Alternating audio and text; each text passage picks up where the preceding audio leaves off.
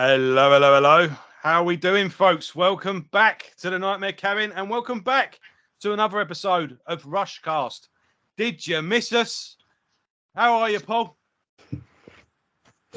I'm good, Joe. You good? Yes, good to be back. It is. It is.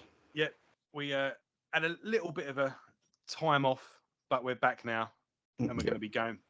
This is the show where we are going through the entire Rush back catalogue, album by album each week. And it's the one you've all been waiting for.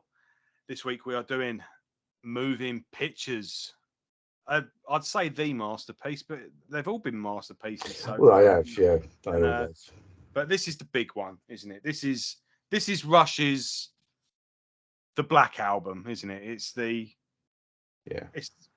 it's the one. It's the one most people know about.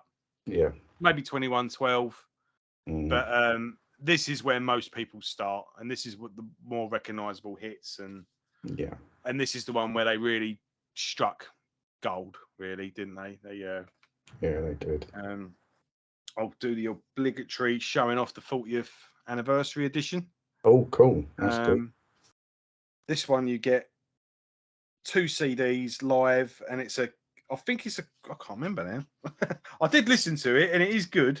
And yeah, they kind of, because I said the Moving Pictures one was a bit bare bones. This one, no, you get all the write-ups, get all the articles, and okay. Let's just quickly look at. Yeah, you get 2 CDs worth of. Right, it's sort of a compilation. Right, it's a mishmash, although it's recorded. Yeah, so it's live, 1981, at the Maple Leaf Gardens, Toronto, on the 24th and 25th of March, 1981.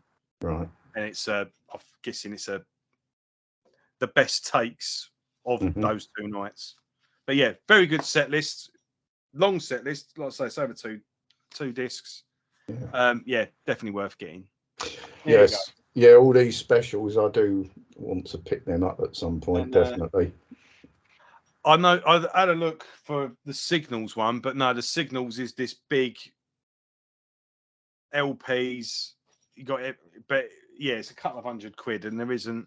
You have that for all of these, but I just got the bare bones editions, obviously. But there isn't a bare bones one. It's all or nothing with Signals. So yeah, you'll have to check out another YouTube channel for that one, I'm afraid. Yeah. Yeah. That's fair enough. Yeah, picking up where we left off from Permanent Waves, basically. And I think this is, if we'd say Hemispheres is them when they went completely full pelt with the long songs, this is where they've sort of perfected the bite size, really. I don't think they've gone commercial, so to speak, although it was very accessible when it was commercially successful. But on this album, they're just sticking to the songs, and I wouldn't want to say trimming the fat, because I don't think Hemispheres had any fat, or 2112, because although there was a 21-minute song, you would only then get 4 songs or something like that. But I think people know what I'm. You've got 8 precise, bite-sized pieces of music, and yeah, indeed. It's mind you, Camera Eye is about 10 minutes, isn't it? It is. That is the anomaly on this album. But as always, with good long songs, you don't notice. No, that's very true. That's very true. Yes, this album came about because I've got. I thought I could hear an alarm going off then. Yeah, sorry. No, here we go. I've got the big print version. I've got an original pressing of this album. And obviously. That looks very glossy. Yeah, very glossy. And obviously the big print lyric version so that I can see. Should we delve into them? I'm sure we will. Yes, this album. So you were there release day as well, weren't you? Yeah, well, I think I got it in the first week. It was released, something like that. This album wasn't a mistake. It was their intention was to record a live album next, Yeah. On the Permanent Waves, and hence they recorded all the shows over here in Britain on the Permanent Waves tour. They recorded all 5 nights in Which is what we got. One yeah of those nights. Yeah. Hammersmith Odeon, Manchester, Glasgow, and I think Stafford. I think Stafford Bingley Hall, I think, was also there. But this album came about backstage before another show, and instead they decided that they were feeling positive, and they were already sort of working on bits and pieces anyway with regards to this album. So they decided to do the album instead, and then record some shows on this particular tour and amalgamate them into what was going to become Exit Stage Left, which obviously we will review when we get to it. So that's sort of how it came about. Neil Peart said that really this was for him, the first album, was the first album that Rush became Rush. Really, if you are new to the show, we're going to be doing all the albums in order. We'll be doing solo albums and side projects on the way, but live albums, we will be dedicating an episode strictly for live albums at the end once all the studio albums are done. So if you are curious on what we think of the live albums, stick with it. There'll be a big marathon show at the end where we're going to go through all of them. So absolutely keep that in mind. Keep that one in your diary. Sorry, Paul, go ahead. No, that's fine. Absolutely fine. Neil Peart said with this one, this was Rush distilled, I guess. It was them, and he was reported as saying that everything up until this point, he could be a bit disparaging about everything they've done previously to this album. He said this would be the album he would love to have as the debut album. He was that happy with this. Yes. Interesting. Yeah, it's an interesting comment. I think it depends what sort of mood he was in, because you can't get rid of all of that fantastic material leading up to this point.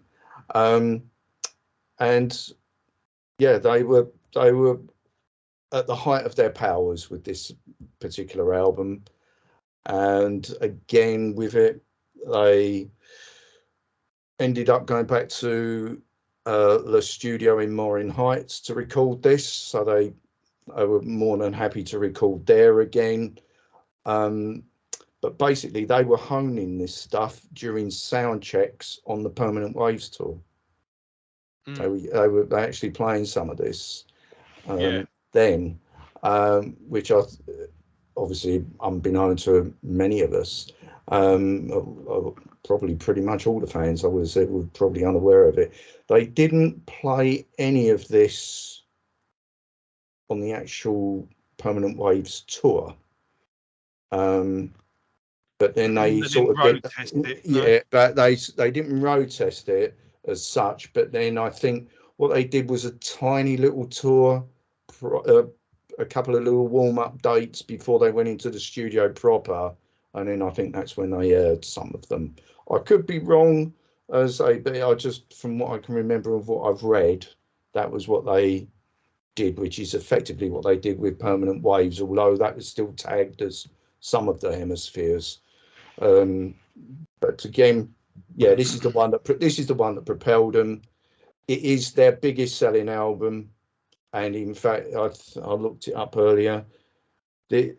As of this year, this has sold 6.1 million copies. Moving Pictures, and the second one, it puts it in perspective. The second biggest selling album of theirs is 2112, and that was 3.5 million. So, I mean, that's quite. This is that's only what I've looked up. That's what I've looked. I think a good little. I did have a flick through. I've got my guidebook, and you've got yours. Yeah. And there was a good little quote here from a guy. What was his name? He's a drummer in a Rush tribute group. Okay. he also played in a band called Profile. Don't know if you know about them, but yeah, he's in the Rush tribute act. My favorite headache. And Mercedes Benz. Yeah, he sells Mercedes Benz and previously sold Ferraris and BMWs. I actually got to meet Geddy Lee on his driveway when we delivered a new 750 litre to him, or 750 Li, don't know what, to him after the Vapor Trails tour.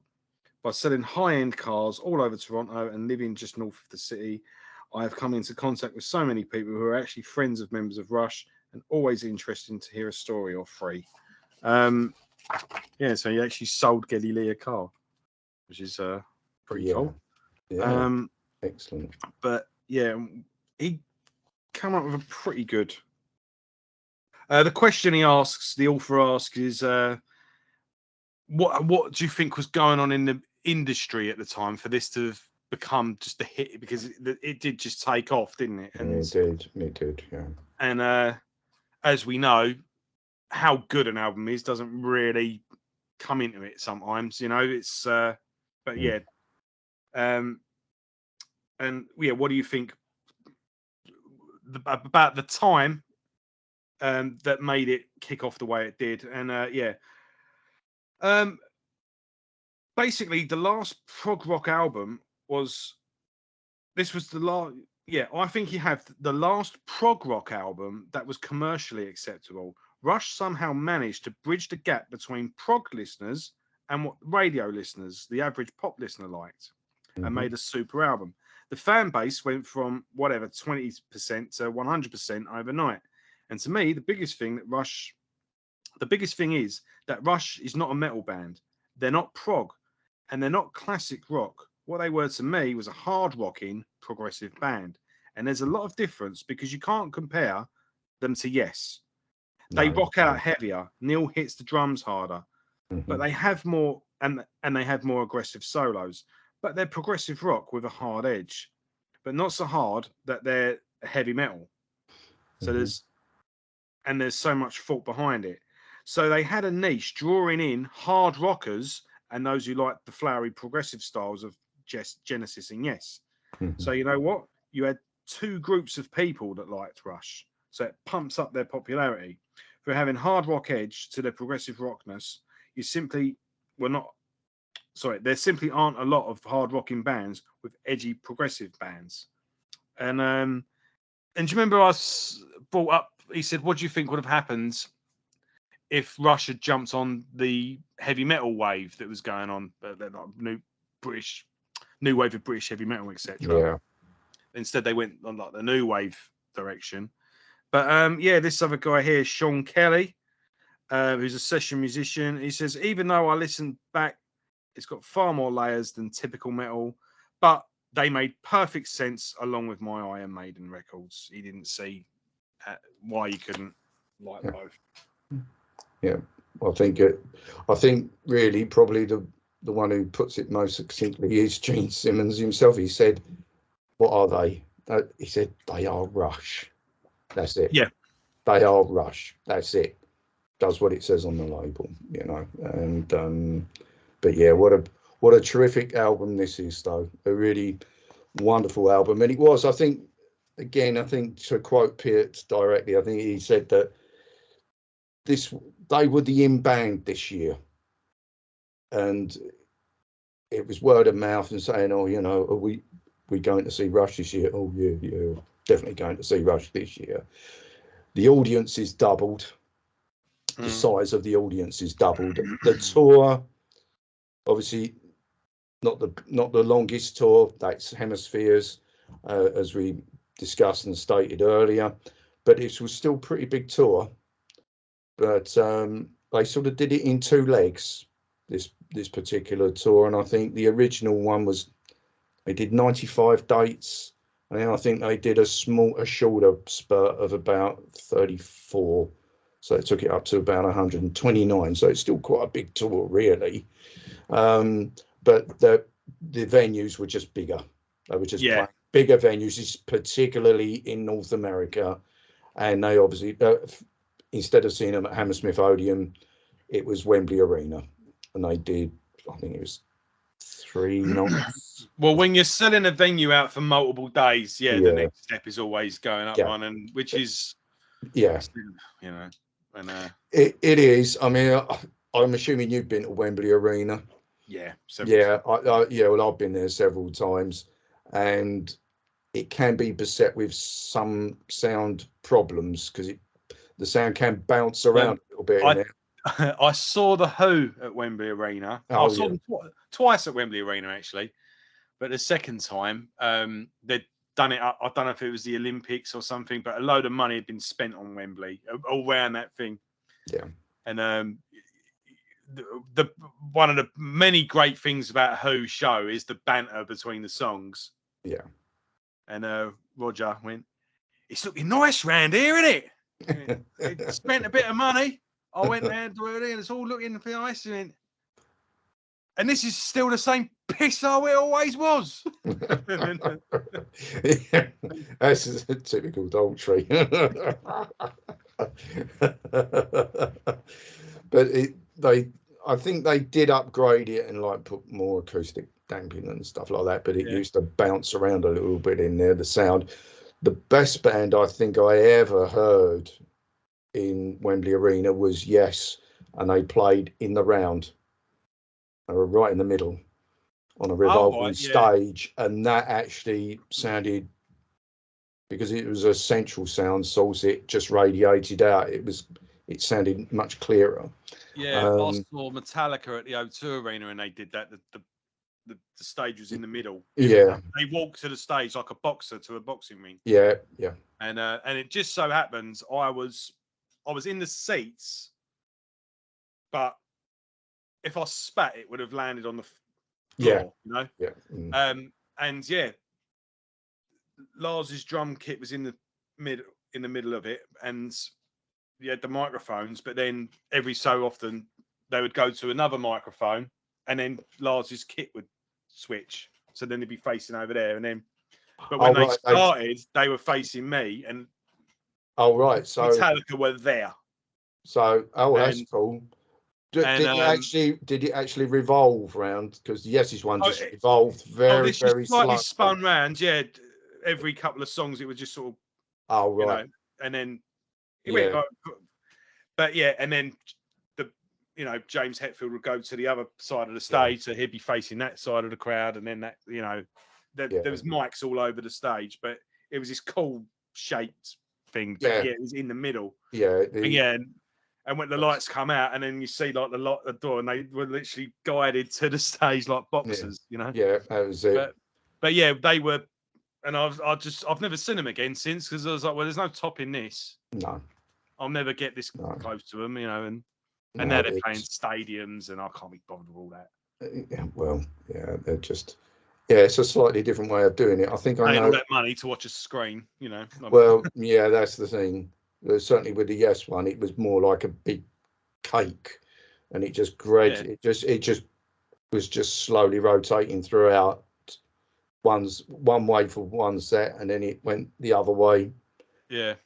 Because I think all the cables terminated at the top of it, so of course it was just winding round, so it would unwind. So it was all obviously well thought out, but very good. But it's same as you. I was not in the actual arena part. I was up in, can't remember if I was in the lower or the upper tier, but whatever was, the band was just directly in front of me, so I had a fantastic view anyway. Oh, brilliant! So, but going, but I digress. But with moving pictures, when I see them on the tour, I think I saw them the first night that they were there, and there was a few little sound issues, not much, but it was still a great show. And they were, it was a good set list. I enjoyed it, and they pretty much played all of this album except one song, which was Witch Hunt, which we'll obviously get on to, because that was another production number, although subsequently they have played it live. And they didn't on the album. They've done the album live in full as well, didn't they? Yeah. What was that for? That was for Rush. That was the Time Machine tour, and it just happened to coincide with this album's 30th birthday. Yeah. So, and they said it wasn't deliberate. They just looked at it and thought, oh, it's 30 years since we released it, and it's their biggest selling album. So they showcased it, Yeah. which is something that a lot of bands have sort of done anyway with doing particular albums, which is cool, you know, especially stuff that Yeah, haven't well, played in we a while. discussed it before, but I'm a big fan of it. I think it's a testament to an album for see if it's been played live. You know, Yeah, that sort of it's a test for me, and I like listening to an album knowing yeah, every song of this has been done. And yeah.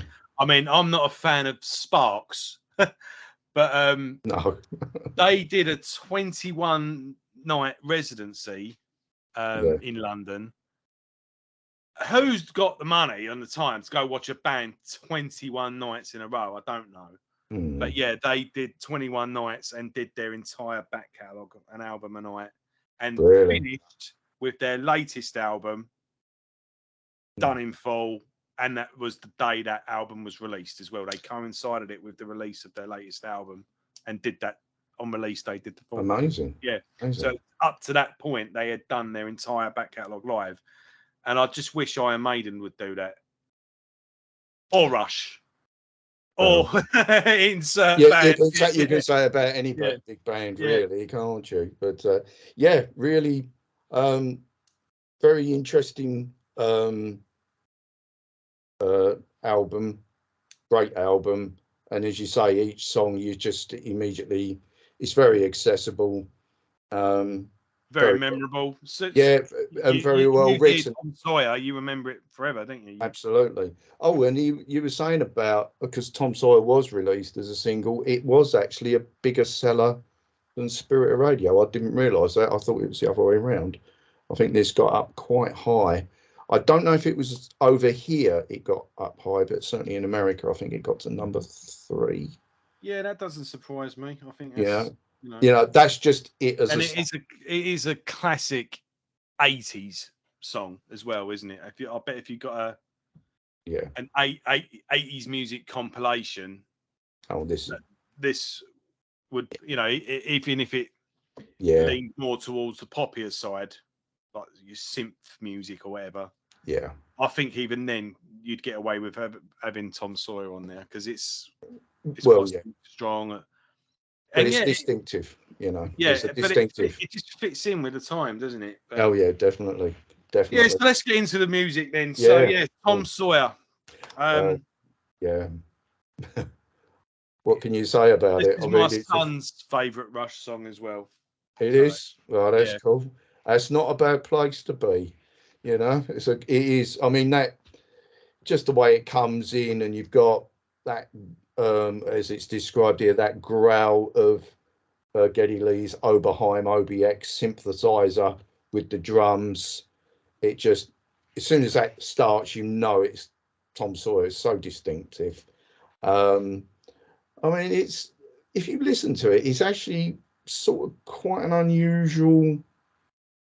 It's quite an unusual sort of track, even though it's sold very well commercially. You wouldn't yeah, expect it is an it. odd song. Yeah, You wouldn't think that it would, but it really, people really got into it, and yeah, I think when they first wrote this, and I did read something about this, um, when they would did before they put them to record, there were embryonic versions of Tom Sawyer and YYZ. Again, we'll get to that. yeah. Um, I think the thing is, they said the original version of Tom Sawyer was a lot faster, and then gradually, but when they come to recording it, they felt it was better to slow it down, especially for the, what's the line that they said here? Sorry, I'm just trying to find it. The line was mean stride. So they thought it might be better to have a more a slower beat, although saying that it is pretty complex.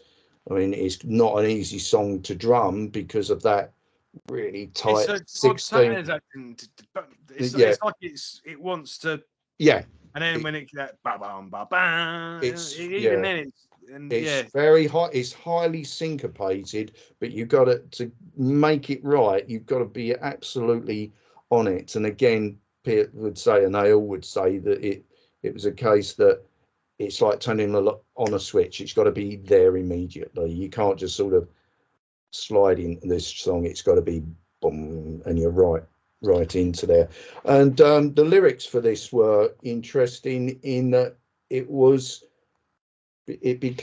began life as a poem by I think it's Pi Du Bois, who's a friend of the band, but the lyricist for the band, Max Webster, who they were quite good friends with, and he gave them this poem and said it might be suitable for them. And then Peart sort of looked at it. He was interested because he rated him very highly as a lyricist, and then he then modified it and added bits and pieces to it to make it Tom Sawyer. I don't know what you've got with regards to the themes of this. I didn't. Yeah, there was nothing in my book about the lyrics at all. Funny enough. Oh, that's strange. Yeah, yeah, it was what it says here. Because they whinged about Iron Rand enough in it. Yeah, but, well, yeah. I don't think they got any bad press for this one. He said, with regards to this one, the original poem was a self-assured individual confidently making his way through the world. Peart modified and added to the poem, including themes of reconciling the boy and man in myself. That's what Neil said. And the difference between what people are and what others perceive them to be. And the song's title references Mark Twain's famous character, whose rebellious independence and skeptical outlook ties in well to the subject of the song. So that's I mean, I remember the book as a kid, but I don't. Yeah, I don't remember much about it because it was Tom Sawyer and Huckleberry Finn. Yeah, indeed. Which of course is the fans of and there may be fans listening of South Park who are big Rush fans. I can't remember the gentleman's name, and of course, in later years they would Trey and I can't remember, but Rush would incorporate a bit of South Park to bring Tom Sawyer in, and it would be the cast of South Park, called Little Rush. Little Rush, Trey Parker and Matt Stone. That was it. I think it's Matt Stone. I think it was Matt Stone who was I think they both liked him, but I think Matt Stone was the one who was a really big fan of. He's a big fan of Rush. Oh, I think you're in Canada. They double your taxes if you don't like Rush. Well, there is that. But he's, and in that, I can't remember the character's name, but he starts singing the lyrics, but he's actually quoting the book. They all went to sea on a whatever boat. Yeah. He just. Anyway, but that's it. And he goes, God damn it! And then they all. He said, I am Geddy Lee, and I sing what the hell I want. Right, start again. 1, 2, 3. And then that's it. And then exactly. I mean, I like it that again. It's showing that the Rush guys have got a sense of humour about this. But yeah, that was. And my son is a big South Park fan, so I don't think my son's this deep thinking intellectual that's into Rush at 12. No, he just likes South Park and that's fair got through to him. Yeah, cool. Yes, it was, and but it's interesting that this did undergo quite a few changes before they committed it to the record. But again, just a great way to open the album, really. Straight in, hitting the ground running. Again, very reminiscent of their older stuff, their older albums. The interesting bit on this, though, for me, is that even though it sounds very straightforward, the solo section is not. I mean, they're all effectively solo in there. Obviously, it all gets trumped by Lifeson's guitar solo on that. But it's basically, I don't want to get too technical, but basically it's a count of 7. It's not straight 4/4. You can either count it as 4/4 and then a 3/4 or 7/4. But basically, that whole section is really quite intricate, and yet once again they seem to draw that straight line through it and adding beats and dropping beats here at will. Right, Neil is all over the kit on this as Yeah, well, yeah, isn't it? oh yeah. I mean, again, they like to share solos, don't they? I mean, obviously, nothing's going to upstage Alec Liveson with his solo. And again, just an interesting, again, just a little aside with the solo on this one. Liveson said, he said, to be honest, he winged it, this solo. He said, and he did 5 takes of it. But he said, I usually only like to do 1 or 2 takes. He said, because then after that, I start to overthink it. He likes to play more sort of not off the cuff, but more inspirationally led, and that's the emotion and more emotive. And he said the finished solo on this is it various takes, and it's all been cut up and stitched together. Which, but I don't think that's unusual. It's not unusual with a lot of bands. They will. Oh, I know. They will cut and paste, because they can do that now. And this is just at the beginning of the technology of digital recording. This album, and it's a very, when you listen to it, it's actually quite a crisp, crystal clear recording of these songs. And they were using some high tech digital mastering for this, which is now commonplace. So yeah, that's that. But going back to the solos, yeah, they all do, don't they? I mean, on that solo section, Geddy Lee is effectively playing a bass solo underneath because he's putting a heck of a lot more into it, while Alex is soaring away. Yeah, exactly. He's really, really going for it. And then, of course, you get the big accents, the da da da da, and then right around the kit, loads of cymbals, double bass drum, and it's just all. Yeah, but even then, that little bit when it comes back into the chorus, even then it's yeah. Even that little bit is really like, it's crazy what he's doing on the drums. It is, and it just goes to show that even with things that apparently may sound simpler, there's a lot of thought that goes into them. And even the beat work, especially in that solo section, he's mapped that out completely on how to play that, to the point where he's almost not playing the same beat twice. It's sort of going across the bar line, all sorts of things with it. So clever, and yet people always listen and air drum the very big drum breaks and stuff like, because that immediately exactly. But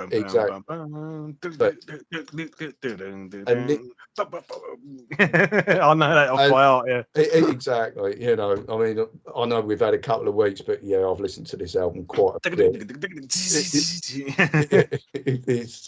And then you do. I mean, people do air drum to this one in particular.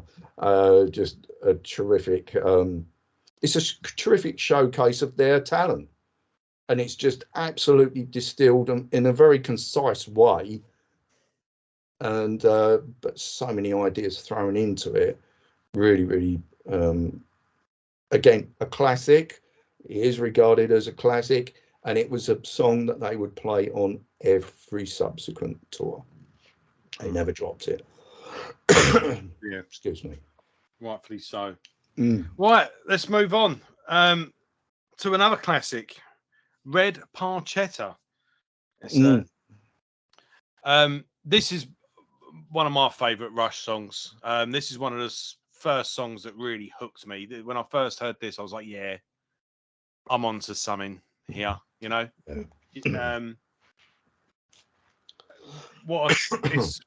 opens up with this lovely dreamy introduction with just some calls like ding ding ding ding ding, and it just captures the story so well, because it opens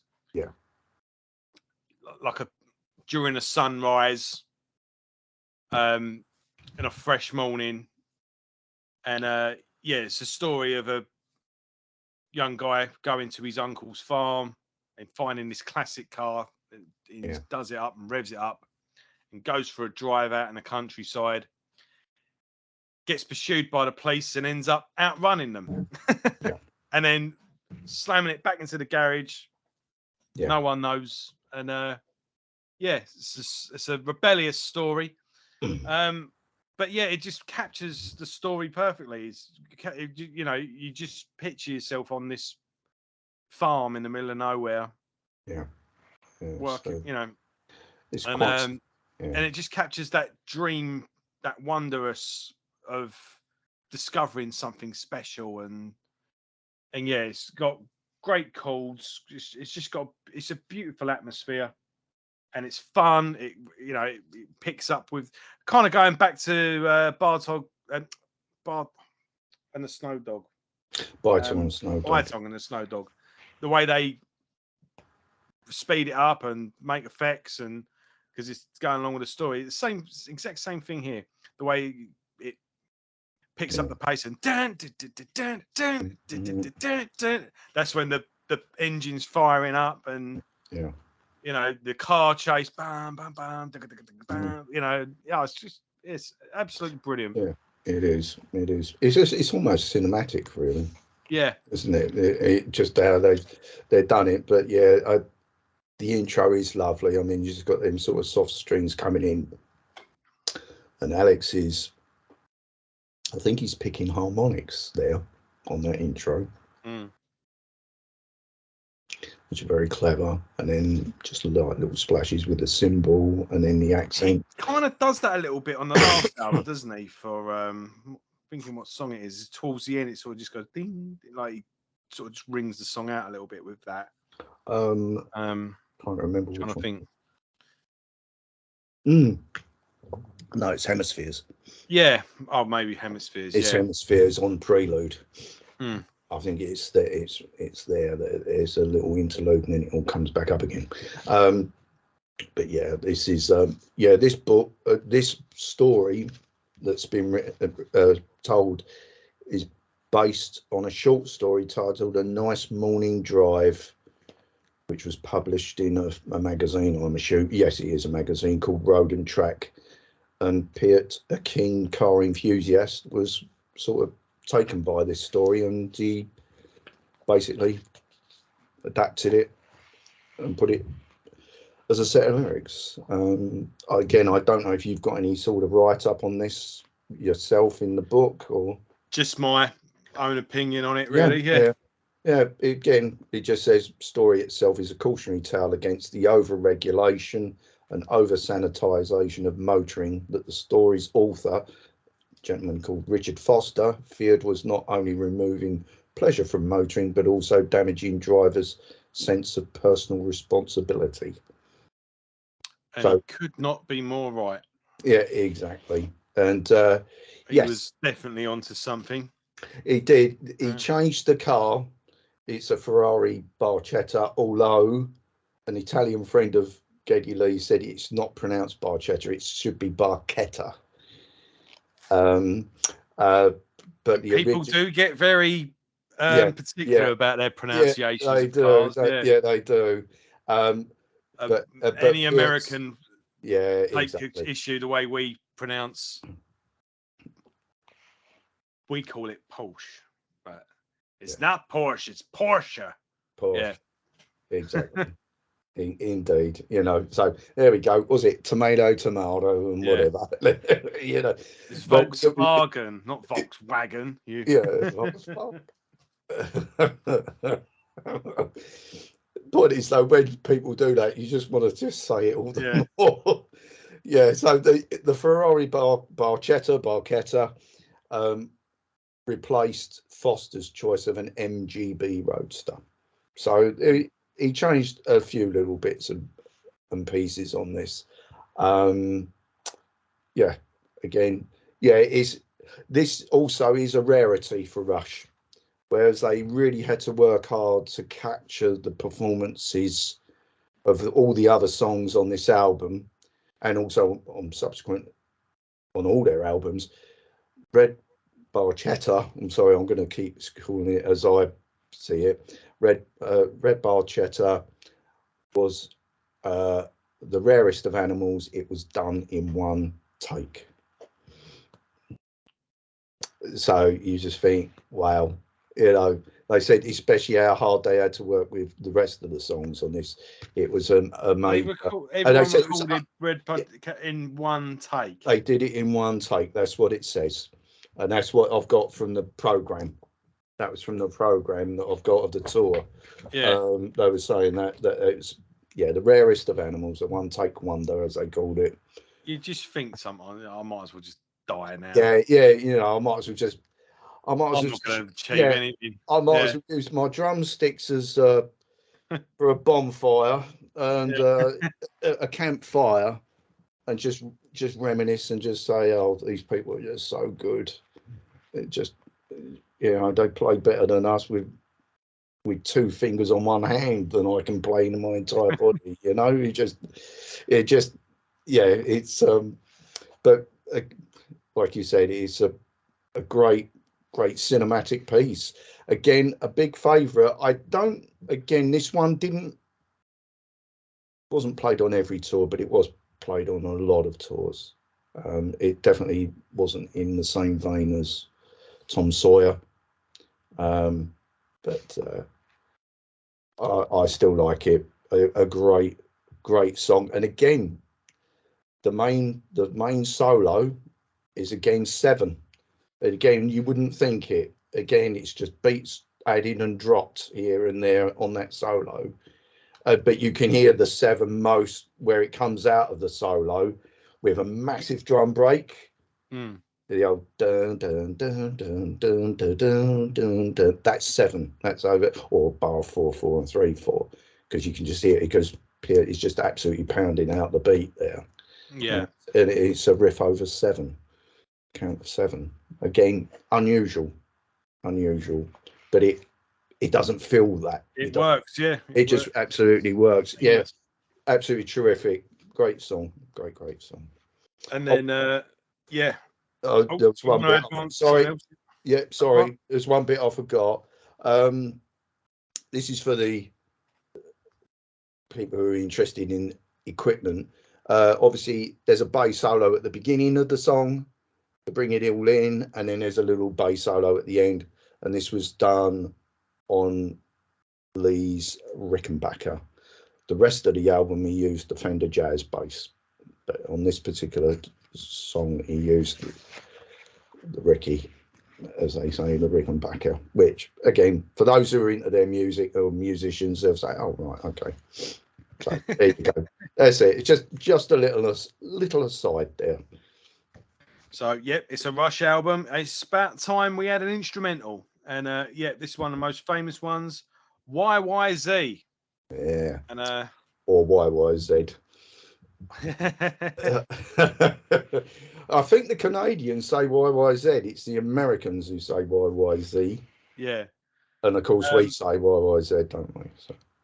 Yeah, this one is I think it's the bugbear for any amateur musician. This, well, when you listen to it, you think, they're just showing off. yeah. It's all about rub salt in the wound. It's at the beginning when it's like bam bam bam bam bam bam bam bam da da bam, but kind of comes back to the 2112 thing. It's like, oh, are we getting into is this going to be a sci-fi epic? And then it just goes. He thinks he's kicking in, and it just goes into this. Dun, da, da, da, da. Actually, it's quite a quick. Oh, okay. No, this isn't going to be a dark number at all. Yeah, it's quite a quick riff. Yeah. Really, have you got any write up on this one? Not really, no. No, right, okay. Obviously, this is the second of their standalone instrumentals after of Eli's Strange Alto, but this one is a much more concise, and he's actually less than half the length of Eli's Strange Alto was. The beginning of this is interesting. It says here, and I didn't know about this, but YYZ is the Morse code for flying into Toronto International Airport. And And they got another song, haven't they? That's named after a section of the airport, isn't it, or something? I Yeah. think so. Yeah. Again, we'll get to that when we get to it. But basically, a friend of the band took them for a flight in his plane, and of course, when it came to going into land, they heard this Morse code, which is Piet emulates with the I think he used Cretalis for that. Is that a little Ding, tapping at the yeah, beginning? ding ding ding ding ding ding ding ding ding ding ding ding ding. Yeah. It's the Morse code YYZ, which is the I can't remember what they call it for. It's the Morse code to represent that airport, and that's the exact rhythm that Piet. But then they carry that on with that dun dun dun dun dun dun dun dun dun. And that's all totally staccato, and then it opens up where Piet is just keeping the beat going. But yeah, and then of course I was not aware of that. yeah. Well, that's it. Well, I just love this show, everyone. You learn something new. Yeah. Yeah. Well, I was learning something new from that, but it's just interesting where they got the inspiration for it, and as you say, then they do all that syncopated beginning, and then you think, what's it going to go into? And then it's a very straightforward beat, or straightforward-ish beat, and then that riff. I mean, that's quite busy. It's quite a busy riff. The old it's quite quick. Yeah. Quick, and then it opens out into those.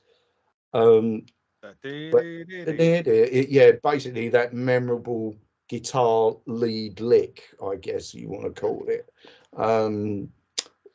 It just locks the whole thing down, and it's all about airports basically, and the emotions one feels with airports, especially where you're going into the big solo section.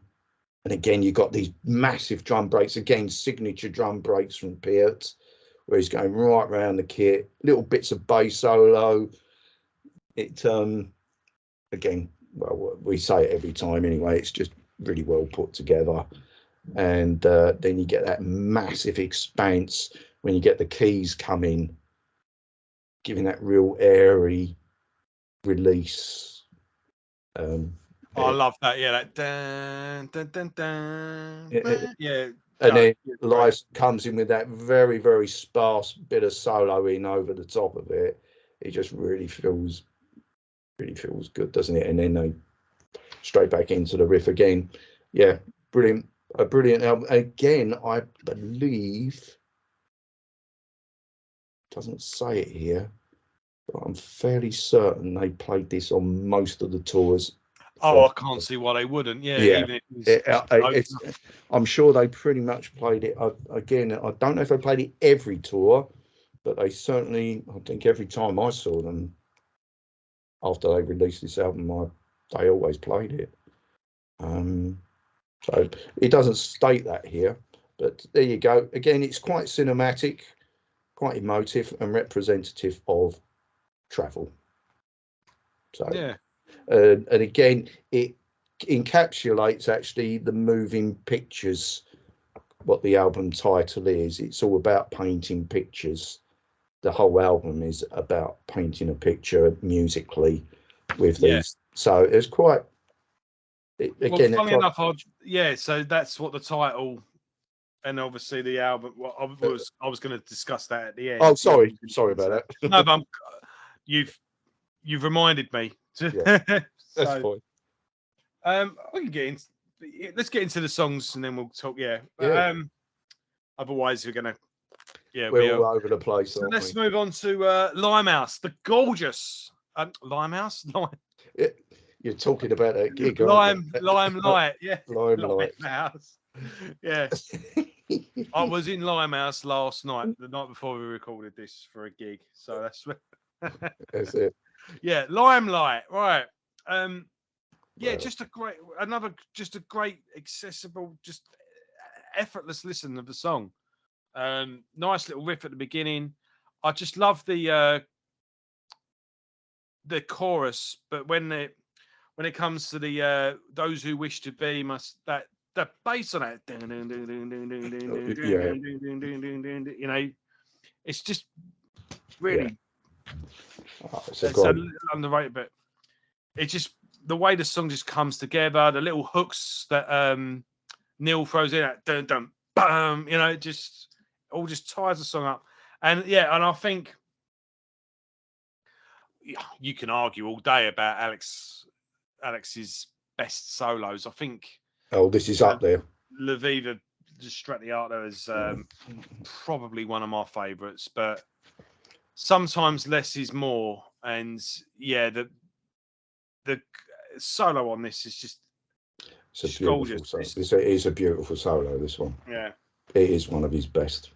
It's and it's one of his favourites as well. and I bet he just did it off the spot, didn't even think about it. The bastard. Yeah, I think so. Just so talented. It's funny because a lot of guitarists will say like there's a chance to just go, oh, you know, but it went no. And then I went, no, I'm not going to do that, and that always becomes like their favourite. Yeah, yeah. His comment on this particular solo. He said, "I've always enjoyed the elasticity of this solo." He said, particularly the way it sounds on the record. He likes the tone of it, the tonality.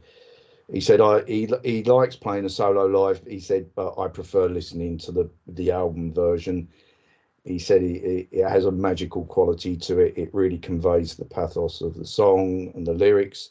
He said, I've never been able to recreate that live. I've got pretty close, he said, but it's never exactly the way it is on the record. And then he says, yeah, at the time of writing this, I'll keep trying though.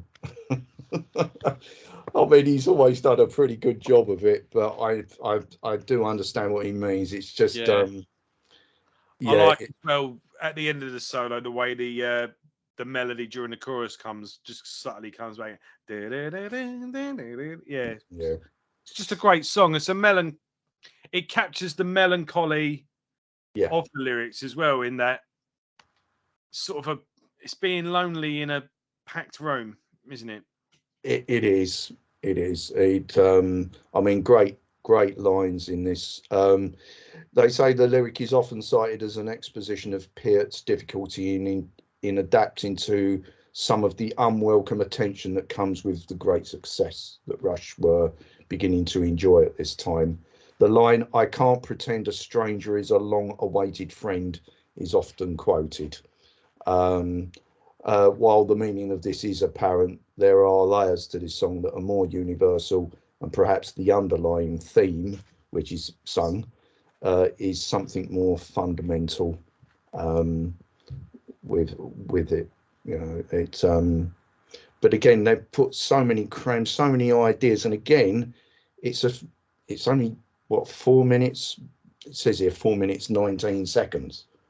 Oh, it flies by, but it just absolutely flies by. And again, you don't really feel it, but it is again, you're swapping between 4/4 and 3/4, and you especially on the verses, but you feel that 3/4 more on the choruses. It's a more defined 3/4 time on it, almost waltz time, so it lilts quite nicely.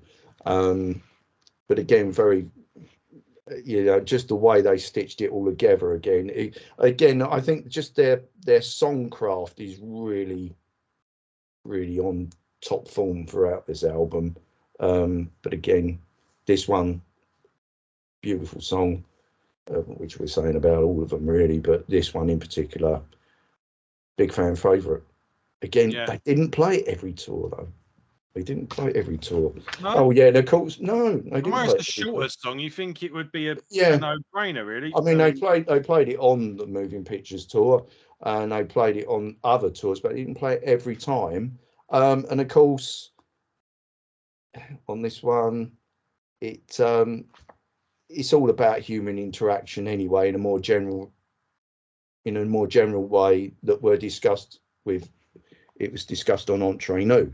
So it's sort of along them sort of lines again, but he quotes Shakespeare in this one, doesn't he? All the world's All stage. all the world's indeed a stage, and we are merely players, performers and portrayers, each another's audience outside the gilded cage. So we're all merely players. We're all actors and actresses, aren't we?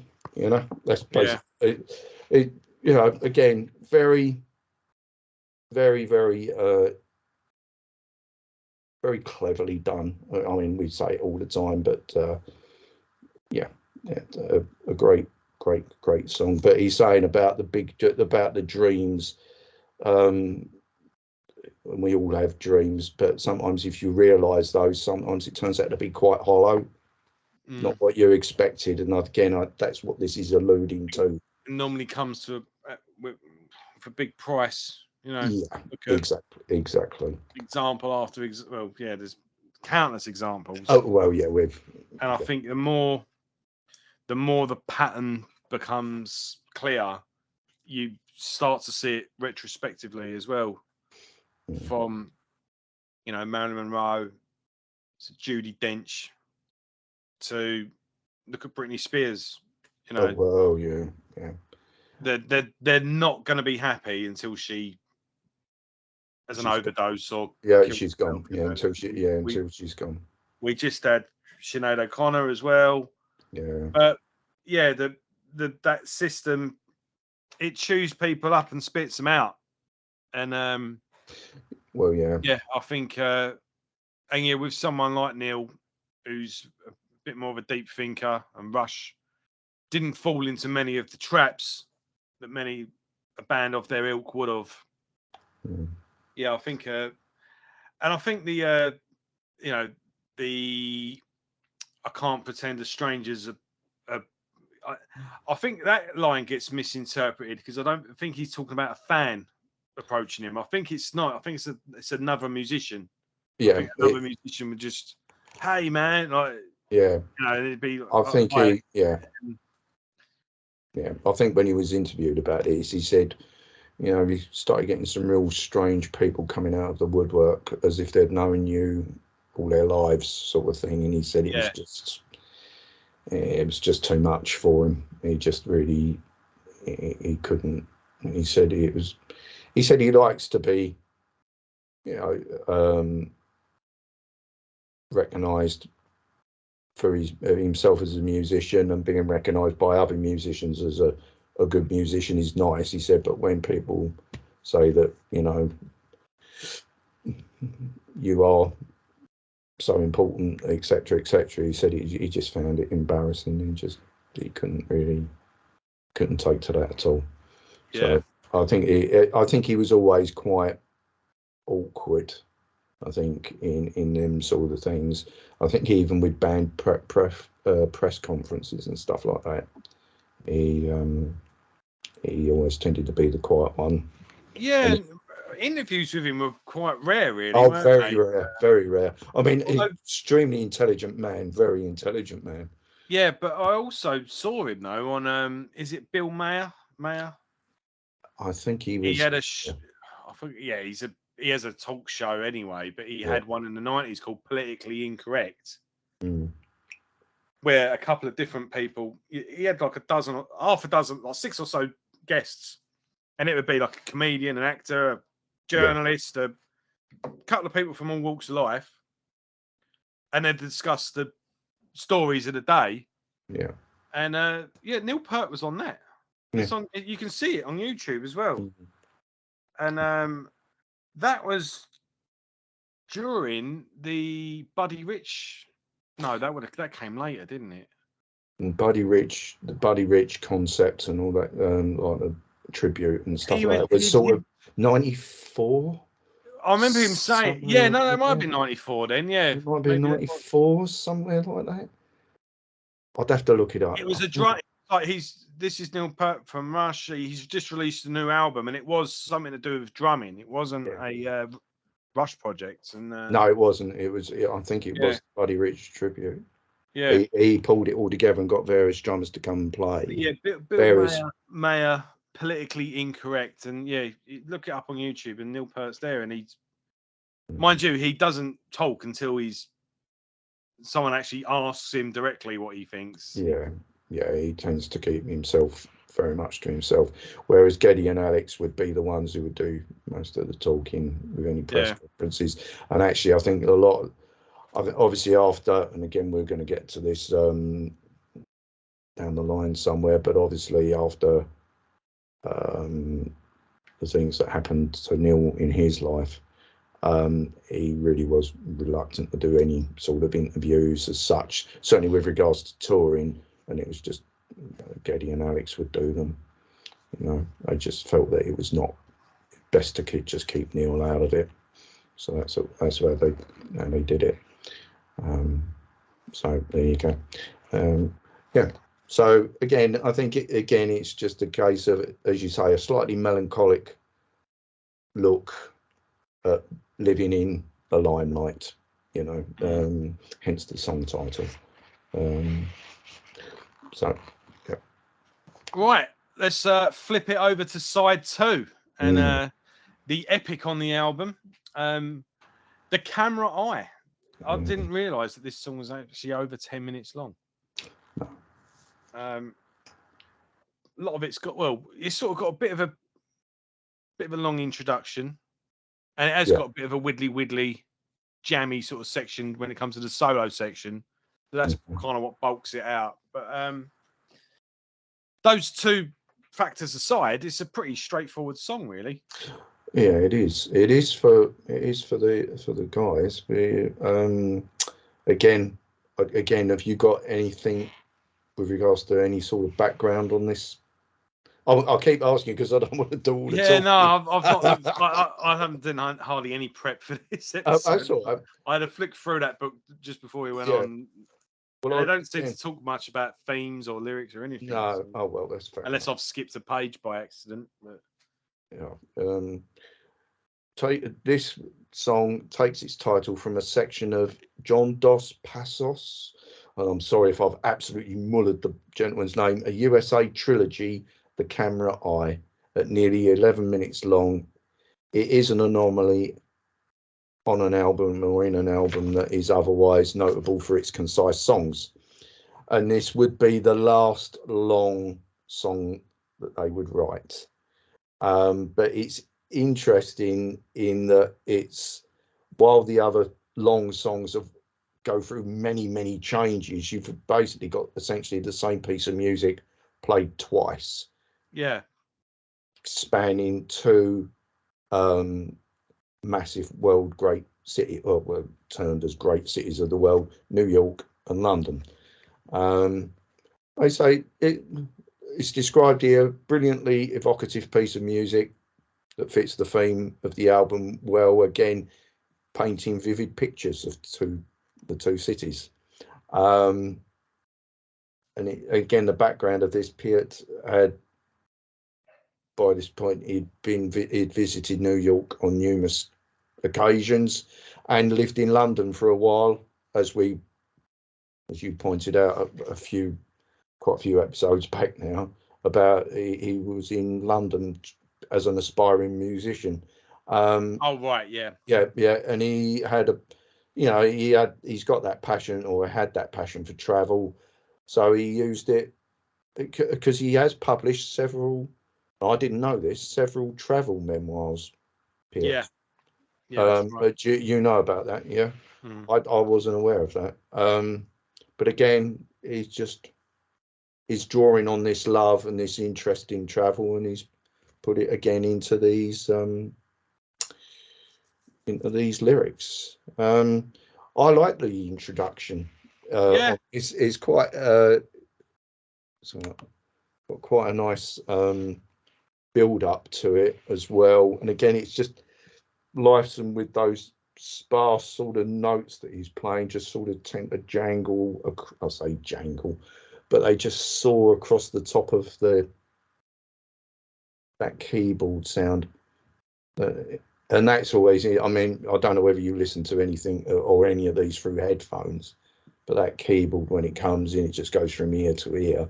So, again, it's quite, again, simple but clever. This is pretty, I mean, we've had subtle bits of keyboard here and there, but Yeah. Geddy's really gone for the keyboards on this album as a whole, hasn't he? Oh, it's On that. it's gone up a notch or two, you know, on this album.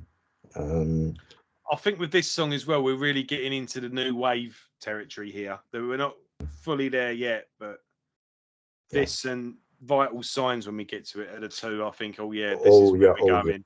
Yeah, yeah, definitely. Yeah, I think it's again you've got, and again something that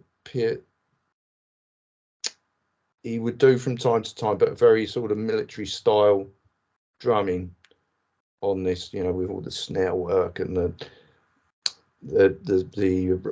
hi hat sort of being choked, and it very, before really going sort of quite bombastic and bringing in the more straightforward beat. Again, just little splashes here and there. Again, all very cleverly put together, as you would expect. Yeah. Some say it's smacks a little bit of Emerson, Lake and Palmer, which maybe, yeah, I think a bit. I don't know if it would have readily come to mind that it's Emerson, Lake and Palmer.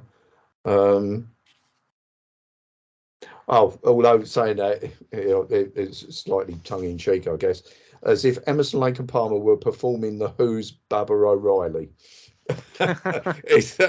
Sorry, I didn't finish the complete quote. Yeah. Yeah. But again, with the bustling of the city, car horns and whistling traffic wardens and impatient calls of citizens create that another moving picture. Again, going back to the album title, but I know we're going to talk about that. Yeah, again, it's quite a hard rock drumming from Peart on this one. But again, when it goes to that 8 keyboard sequence, like the do do do do do do do, and you get the da da da da da, bang, it's sort of a delayed accents, and it just sort of sets up that tension really nicely before they go into the down down down, the main riff, which is again very very distinctive. Yeah. And basically the hook line of the whole thing.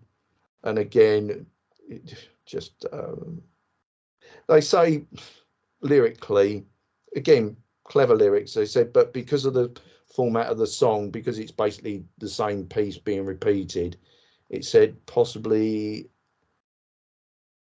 suffers the same sort of repetitiousness. I wouldn't say they're repetitious, the lyrics on this. No, I wouldn't say so. I disagree with that. Again, I just think just the way that Neil put these in such a very concise way still paints a really good picture, I think, of both of the cities, really. And then you get that little, especially the one in London, where I think you're hearing somebody burping and saying "all right, Gov" or "morning, Gov" on it. Yeah, it's quite. There's a little bit of humour there, but again, it just. Yeah, I can't see anything wrong with the song personally. I liked it. It was they always said that they never played it live, but they did. They definitely played it live. They played it live on this tour, and then they would play slightly abridged versions of it. Yeah. On a few of the following tours, not on every tour, until they played it in full on the Time Machine tour. But they revised it and they played a slightly different arrangement. So they had to relearn it. So they had to remember the new arrangement that they'd come up with. Yeah. And they chopped it down. Instead of it being virtually 11 minutes, I think it was about 9.5 minutes, something like that. But yeah, again, just another aside. Again, you got the sound of Big Ben. Again, they seem to put in quite a lot of not effects, but basically soundscapes in behind the music, which is something they hadn't really done too much. Well, I can't think of any other example previously where they've done that. Can you think of anything offhand? I can't. No. So yeah, again, great solo. I quite like the solo on this one, and the bass is absolutely pounding away on this as well. Again, it just yeah, I've got nothing else to say about it really. I think it works very well. Yeah, It, I think we it, covered all the bases. yeah, I think it went down pretty well as well live. It was but they were quite resistant to playing this one when they did the moving pictures tribute. You know, playing the album in full. This was the one they were most resistant to. Right. Well, let's move on then to, I think, another one of my favourites on this. It's a highlight for me is Witch Hunt. I think this is the underrated gem on the album. A dark, brooding, atmospheric song for Rush. Yeah. A serious matter about mob mentality, mob outrage, and censorship. Really. Well, it is, yeah, it is. But yeah, just what an atmospheric song, and just a different tone for the rest of the album, really. But yeah, I love that, the way it builds up, and then that. It just builds the picture, but then just I love those calls that ba bum ba bum. Yeah. And then it just builds up, and then when it gets to the climax of the song, bam, bam, bam, bam, brilliant. Yeah, it is. It's a terrific, and of course we have mentioned this before, and I actually quoted this wrongly. This was part of the Fear series that they were going to. Yes, right, yeah. Yeah, they did. Originally, this was only supposed to have 3 parts. It was only supposed to be 3 parts, and Witch Hunt was part 3. It was the last part, but they were doing them backwards. That's right. Yeah. They did do a part 4, which would appear much later, and then was an addendum to it. But yeah, I think I turned around on a previous episode and said, "Oh, Witch Hunt was part 4 of Fear." No, it isn't, and I do apologise. It's part 3, and but yeah, he again. I'll just I'll put in a little bit of background if you'll indulge me, Joe. As I don't want to. Piet decided to write these series of songs after speaking to a friend who believed that, contrary to the belief of many, that man's fundamental drive did not come from positive emotions, such as love or reason, but from fear. Piet was interested by this idea and decided to explore different types of fear through a series of lyrics. And this is the first one, although it's part 3, which, as you've already said, deals with man's most primitive fear, the fear of the other, and how this can feed a mob mentality. Carefully written lyric aimed potently at those who would criticise anyone for what they are rather than what they do. And it is very precise set of lyrics on this. Very, very. You're not really left in any doubt as to what it's about, really. And basically, it's about the absurdity of limiting freedom of expression. And it says with the line, "Those who know what's best for us must rise and save us from ourselves." There are quite a lot of dark images conjured by the lyric, and as you say, it's a very brooding musical score on this. Yeah, I mean the lyric as well. Those who knows what's best for us must save us from ourselves. Again, another line that's couldn't be more prevalent now than ever. Oh well, yeah. But I find as well with like when I think of a witch hunt, it's the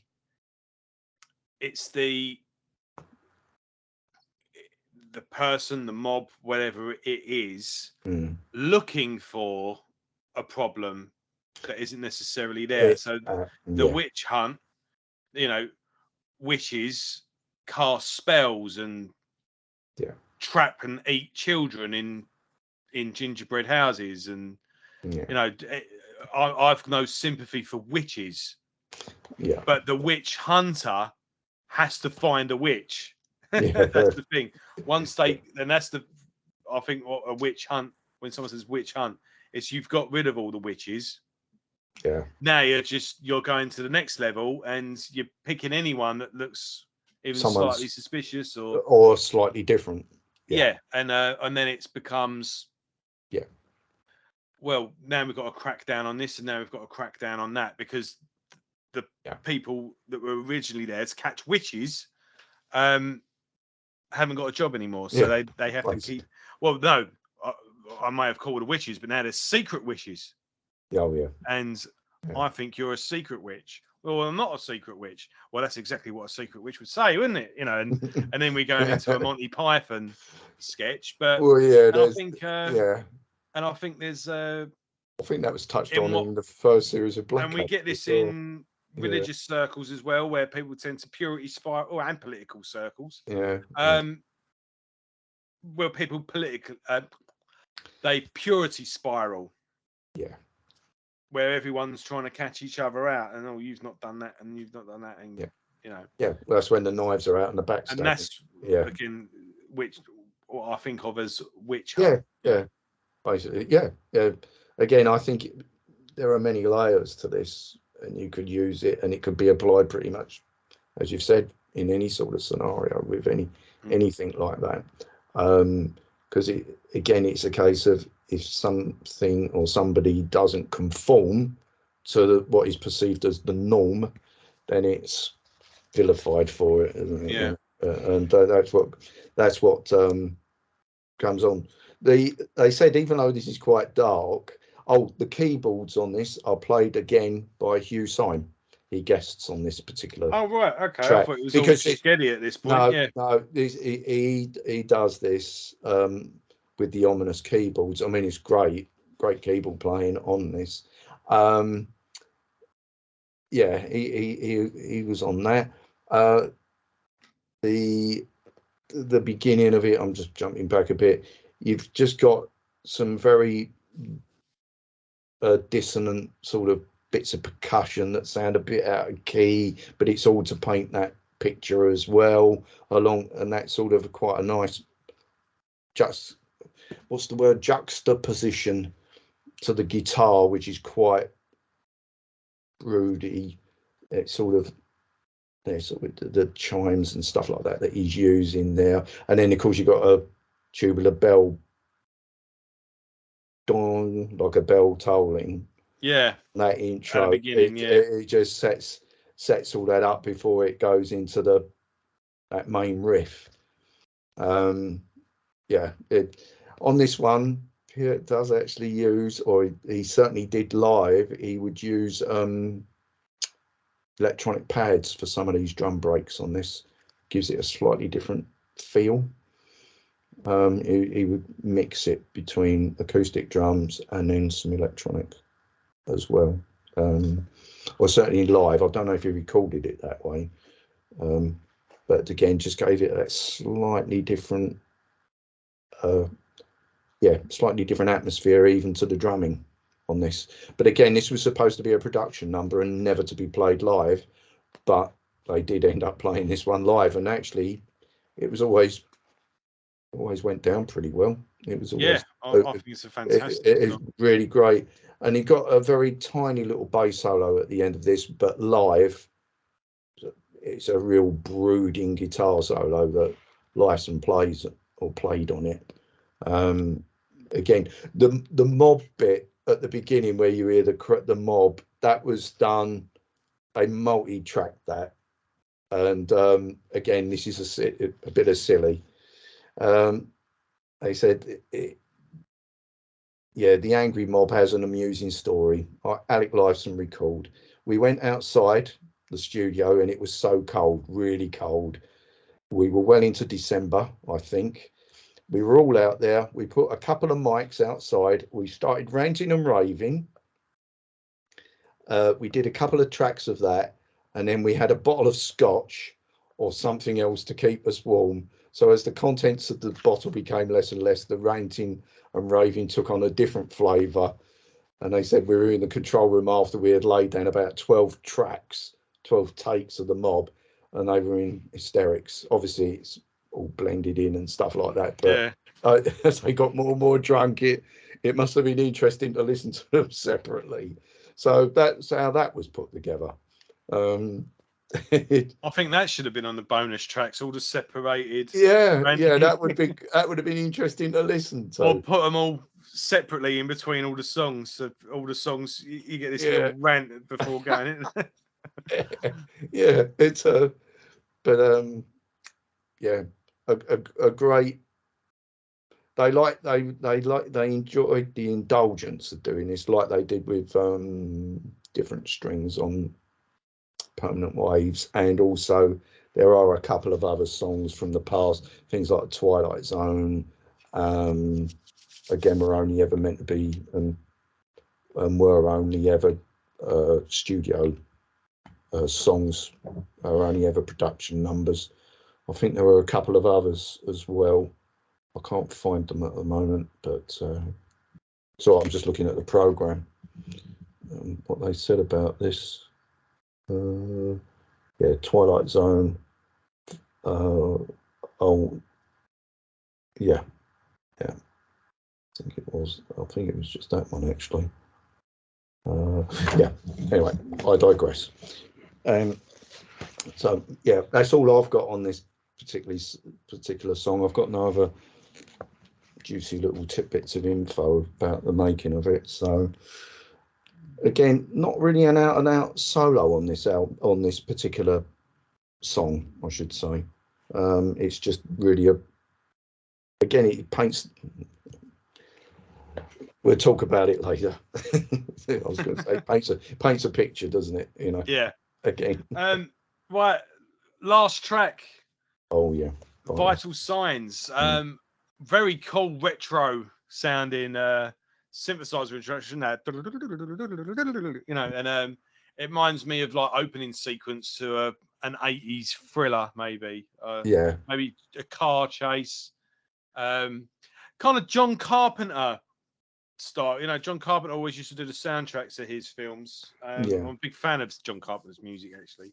In recent years, he's basically become a full-time musician. He's been touring, playing the themes to soundtrack to his films, and has fantastic. Off the back of it, actually put out a couple of albums of new material. But yeah, it has that just at the beginning. I think as well. What was that? Do you remember the Long Good Friday? I do. I mean, I haven't seen it at the beginning of the film. You see people. There's an exchange of suitcases and a bit of and all these different people doing something which goes to a deal, and someone's getting ready, and then someone's getting into a car and rushing around, and there's like sort of a hurry up, sort of quick pace music while that's going on. But yeah, I think it could be a theme to like an 80s show. But yeah, it's I do like it, and then when it does kick in, you know, it's got a cool. This is where we're talking about. We're going to go into the new wave era of the band, and we said on Moving Pictures there was a song. I can't remember which one it was now, but it slightly reminded me of The Police. This one reminds me. Yeah, also, this could be on a Police album. Yeah, it was. It's actually it was on Permanent Waves, wasn't it? More. It was bits of Spirit of the Radio, how it sort of changed parts on that. What would have been the other one? Possibly a little bit of Entre Nous as well, perhaps. I think probably predominantly Spirit of Radio, because that was a metaphor for going through the radio stations, and they cited Police for that as well. You know, just that sort of style on that. Yeah, Vital Signs. I mean, definitely. I mean, it's got that sort of reggae flavour to it, and then you got that really like the fast 16s which I think Peart said, yes, he's definitely Police, but also 10cc, and he named a particular song of 10cc which had that really fast 16. It's got that kind of reggae, Well, jingly jangly yeah, on the guitar on it guitar, as well. yeah, definitely. Because the guitar on it is fairly clean, so you can just, and it's quite choppy, isn't it, on that. If anything, probably the busier one is the bass. The bass is busier on this bit, because that, when they come in with that, the bass is sort of doing that round. It's Geddy's quite busy on this song, and Yeah. Alex is playing the very very defined guitar chops that he does. And then they go into that riff, don't they? Which is quite cool. It's a nice riff, but it's not heavy, is it? It's sort of quite. No, it's quite clean, and I think it definitely this. I mean, the only reason I think this song wasn't a big single was because it wasn't Red Pocket, and Tom Sawyer. Well, yeah, you know, on a lesser album, this probably would have been a hit. But it's just cramped with so many good songs and so many, highlights on the album. Yeah, that it kind of does slightly fall. But yeah, on another album, I think this would have been a single. Oh yeah, definitely. It would have been. I can't remember if it did appear on a. I like how it ends as well. I like the way it just sort of fades out, and everybody has to deviate from the norm. Yeah. Well, again, the lyrics on this, basically, it's a powerful calls to action, encouraging persistence in difficult circumstances.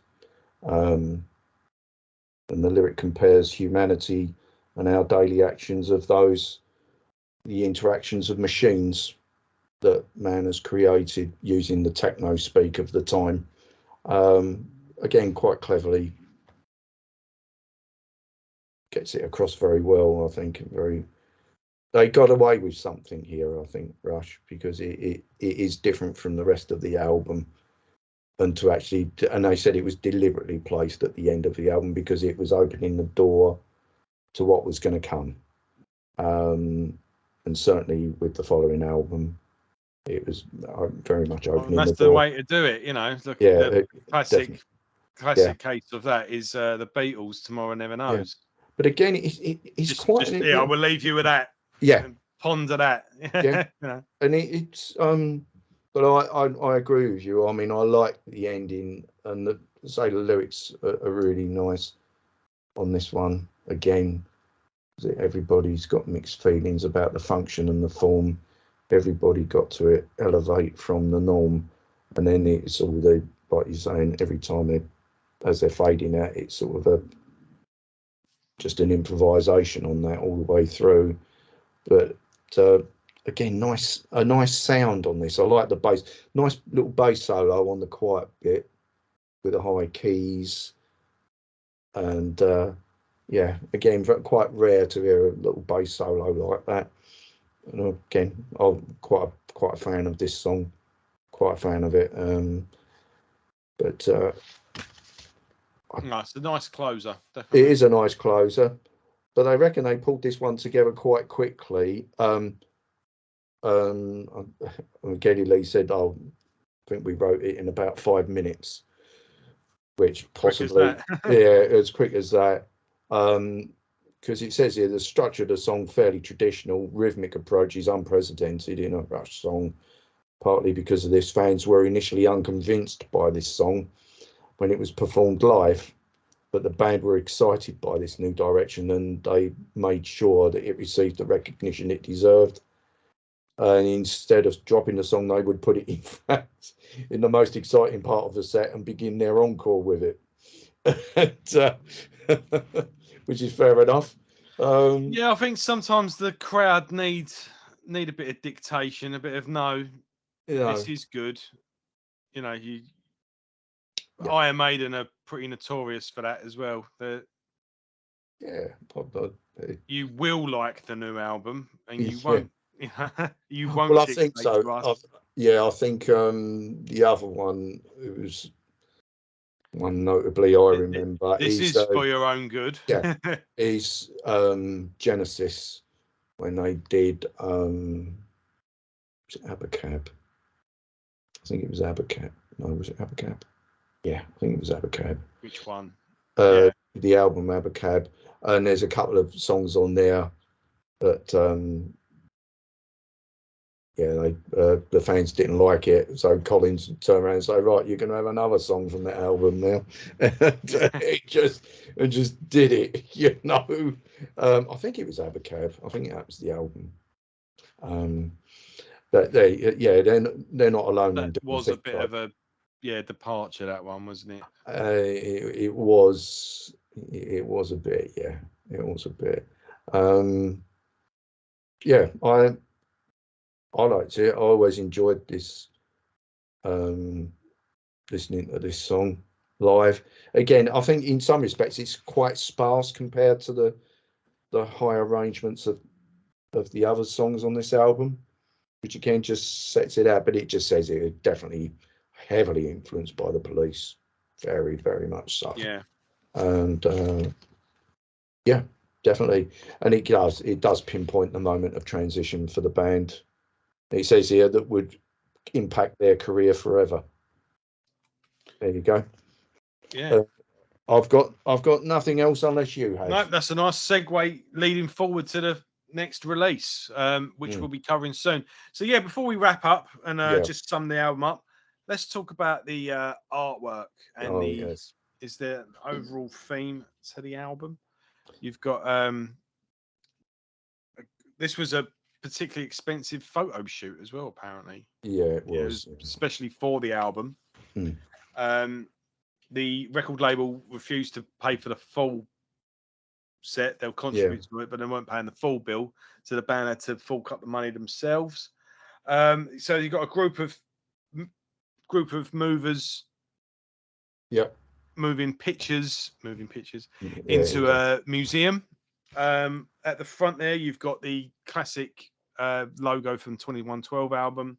Yeah. You've got some dogs sitting around a snooker table or a poker Well, table. I think they're playing poker, aren't they? Yeah. I was going to say the one at the front there is the witch hunt. Yeah. A reference to witch hunt, but apparently it is actually Joan of Arc. Yeah, I was going to say it's Joan of Arc. But I just saw the woman flame crossing the background. Oh, witch hunt. Yeah. But I don't know what the overall. Oh, yeah. Can you explain to me when they went, yeah, that's it. That's the album cover. That. I don't know if I can explain it. I can only give you what I've got in front of me. Right. I've only got a Wikipedia article. Go on then, state that. See what it says. The cover was designed by Hugh Syme, who estimated the artwork cost $9,500 to produce. It's dollars. Yeah. Anthem Records refused to cover the entire bill, leaving the band to pay for the rest. It is a triple entendre. Triple entendre, yeah. The front depicts movers who are carrying pictures. On the side, people are shown crying because the pictures passing are emotionally moving. Oh, right, okay, moving pictures. Actually, emotionally moving them, yeah. Finally, the back cover has a film crew making a motion-moving picture of the whole scene. It was photographed outside the Ontario Legislative Building at Queen's Park, Toronto. The pictures that are being moved are the band's Starman logo on the reverse of the cover of 2112, one of dogs playing poker. Oh, right, okay. Entitled "A Friend in Need," and a painting that shows Joan of Arc being burned at the stake. The film crew on the back cover. The film crew on the back cover actually shot the scene. Well, I thought that was the case. Yeah, from which a single frame was used on the cover. This was revealed to Rush concert goers several years later when the still image is shown on the stage projector, which suddenly came to life as a film sequence. Mike Dixon, one of the movers on the cover of Moving Pictures and the band's next album, Exit Stage Left, discussed various people moving pictures cover. The first, Bobby King, seen furthest to the left, was a member of Syme's design team and credited to assisting Syme on Farewell to Kings, Hemispheres and Archives. Dixon explained that King is not only one of the movers, but also the Starman logo and the man in the hat and on the Hemispheres covers. Okay. The mover holding the Starman painting is Kelly J, singer of Toronto band Crowbar, who performed a show with Rush in 1973. Photographer Deborah Samuel is the Joan of Arc character, and her relatives are the family on the right. However, this conflicts with information provided in the Rush biography, Chemistry, which states Hugh borrowed friends, neighbours, and even his hairdresser's parents. Right. There you go. That's Wikipedia. Take it or leave it, because Wikipedia does divide opinion. Interesting. Yeah, very interesting. I didn't know any of that. I know I haven't looked it up on Wikipedia, so I was interested to hear that.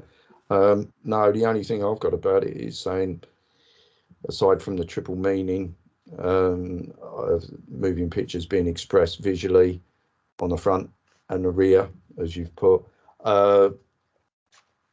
you've got a photograph. I'm assuming you've got this on the CD. You've got on the inside, you've got the three individuals of Rush in moving pictures, like sort of triple exposed or even more, where they're playing their instruments. Again, that's all part of moving pictures as well. Yeah, you've got them as well. Yeah, that's it. So again, it's all thematic of that. Again, just to basically that the pictures are in flux. And they're living pictures. That's what they've said about that. Things about various bits of percussion and stuff like that. That was it.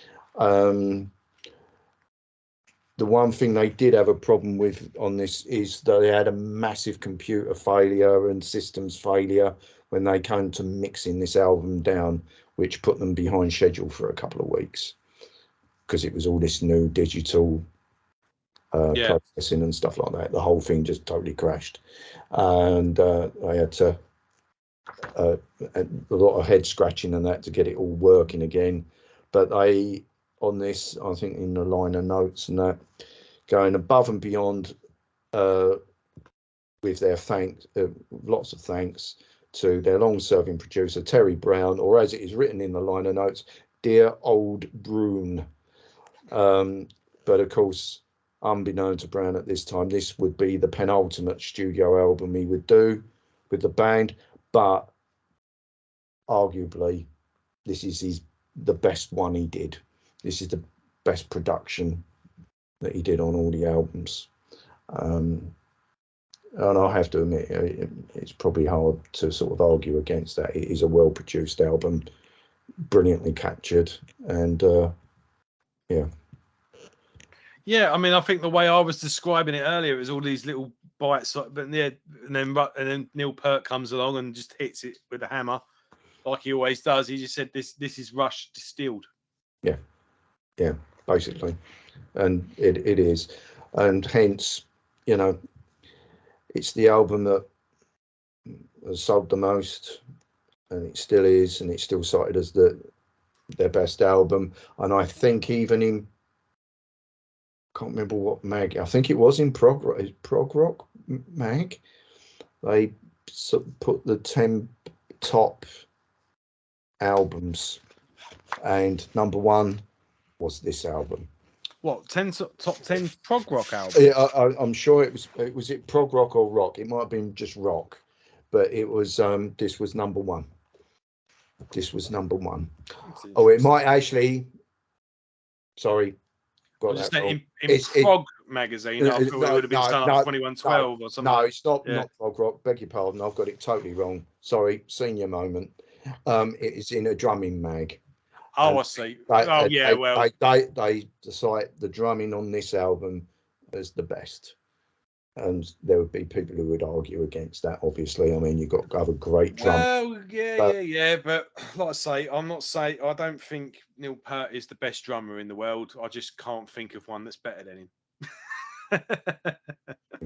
And I think any Rush album could qualify for that, but I think Tom Sawyer alone. it's not, again, it takes everything you got to try and play Yeah. it well, you know. Like play that Yeah, beat it's perfect and then yeah, come talk absolutely, to us. and play absolutely on the button all the time. And Peter himself says, you know, it was always a challenge to play. That's why he never got bored playing it. Mm. It was always a challenge. But yeah, super album, great Yeah, selling as album. close as perfect you're going to get, but Yeah, I believe so. we've I not think, had a dud yeah, anyway. well, no, we But haven't. They've all been good albums, really good albums. But yeah, I think for the popularity, obviously this one stood out. Charts, obviously, I said that it was over 6 million copies of this. By far, it's the biggest seller for them. In Canada, it was number 1. In the UK and the US, it was number 3. So that sort of pretty much sums it up, really.